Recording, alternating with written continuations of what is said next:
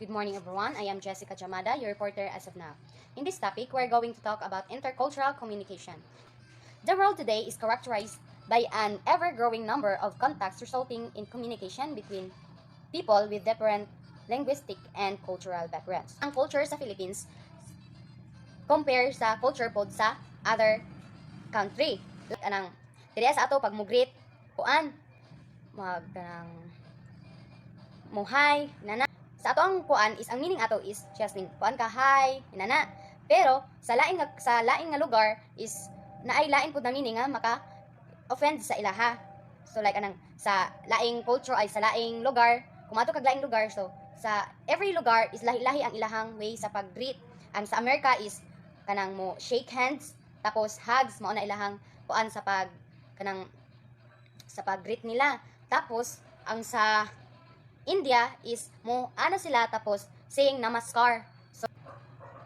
So next, this communication takes place because of contacts in the areas of business, military cooperation, science, education, mass media, entertainment, tourism, and also because of immigration brought about by labor shortage or political conflict. First, to effective communication between people, workers, and people of different cultural backgrounds. So, mayong tag effective communication. So, unsa man nato nga mahimot ang effective communicator in the intercultural.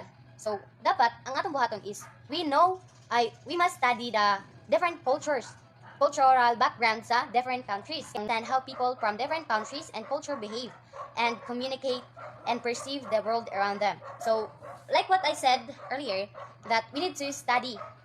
We need to understand what is the culture of the other country in order you to understand or kanang makasabay ka sa ilaha kanang dili bitaw ka ma-offend, to avoid misunderstanding sa inyong communication. So next is the personal interaction between members of different groups which differ from each other in respect of the knowledge shared by their members and in respect of their linguistic forms of symbolic behavior. It's according to Carl Fred Knapp. So, ang kanin siya is the interaction. So, ang imong culture, so as a Filipino, kung nakay friend nga taga Japan, dili nimo siya ma-force nimo nga dapat among culture is dapat your kanang dili nimo siya ma-force nga yun ka nga akong culture is dapat musunod po ka sa akong culture. Dapat you will respect kung sa ang culture nila, so that kanang dili maka-understand mo sa usag-usa.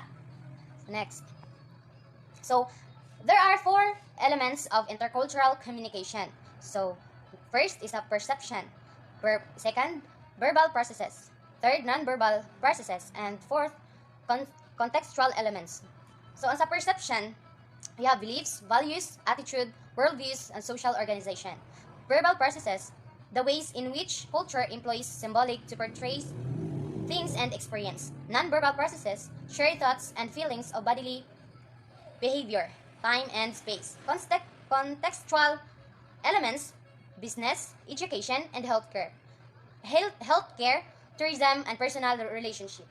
So, those are the 4 elements of intercultural. So, ang review, ang naayupat. So, unsa tong upat? What are those 4 elements? So, perception, verbal processes, non-verbal processes, and cultural communication. Non-verbal communication plays a vital role. For example, kanang nakoy uyab, tapos ang akong uyab is Greek ang yang kanang nationality. Tapos ano siya, nangutan siya sa ko, do you love me? Then busy man ko, so ni anar ko. Then pagkay kaduha nangutan siya, do you leave me? Will you leave me? Nana po ko, I'm just nodding.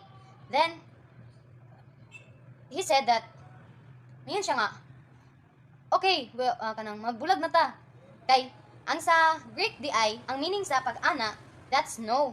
Then ang nodding is yes. So motong that's why we need to know the culture, the language of the other country, so that it avoid misunderstanding. Kay basin di ay tungod lang ato sa misunderstanding ninyo, nagbuwag na noon mo. So next, why do we need to study intercultural communication? These are several reasons why we need to study intercultural communication. So, nakauna is first, increases self-awareness. One of the more important reasons for studying intercultural communication is that it increases our awareness of our culture identity and cultural background. It helps us to avoid ethnocentrism. So ethnocentrism, a tendency to think that our culture is superior to other cultures. So in order to have effective intercultural communication than others. Number two is demographic changes. The constant demographic shift that countries and communities experience result to more immigrants, refugees, and undocumented individuals. The third one is workplace and economic globalization. To compete effectively in global market, we must understand how business and culture practices are conducted in other countries.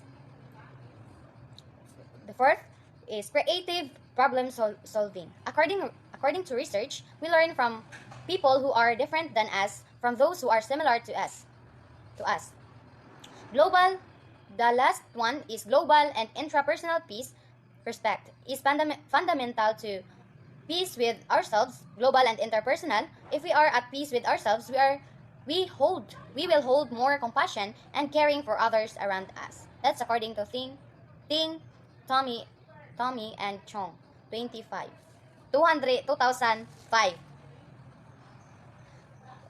The importance of intercultural communication in education. Education relies on effective interaction between teachers and learners. Intercultural communication has become important because the schools are becoming more diverse culturally. Raux, 2002, argued that successful educators are effective communicators and thus culturally competent in cross-culture encounters. Teachers should therefore be sensitive to potentially problematic outcomes in intercultural communication in the culturally diverse class. Communication can be useful source of intercultural knowledge and mutual enrichment between culturally diverse students if managed proactively by the teacher. Otherwise, communication could be a source of frustration, misapprehensions, intercultural conflict, and ultimately school failure. Lenz 1997 in his paper states that successful communication is a prerequisite of effective transfer of knowledge in a school. A rich repertoire of verbal and nonverbal behavior appropriate to the intercultural situation as well as different capabilities to react sensitivity to fellow communicators from other culture is a necessity in education. Why do I need to be a intercultural competent? Ma'am, nganong kailangan man namo nga interculturally competent, ma'am? Nga naara mo pa sa nasipit, nga naara mo sa butuan, ma'am. So, let me tell you this. No one can predict your future. You might be just an ordinary student as of now, but 10 years or 15 years from now, you might be the richest person alive. That will give you many chances to travel and experience the world. We met different people from different countries. We met friends from different countries, and we don't know. Imagine that kind of future, the dream of everybody. That is why, as early as we have to be, or you have to be interculturally competent to avoid misunderstanding with people from different cultural background. So, how do we gain intercultural awareness? By exchanging different points of view and working on it together as one big community. Then, tips on how to blend intercultural situation. First, open-mindedness. Be open to new encounters. 2. Curiosity. Be curious to new encounters experiences. No fear. Don't be afraid. Be vigilant and observe. Respect foreign culture and rituals.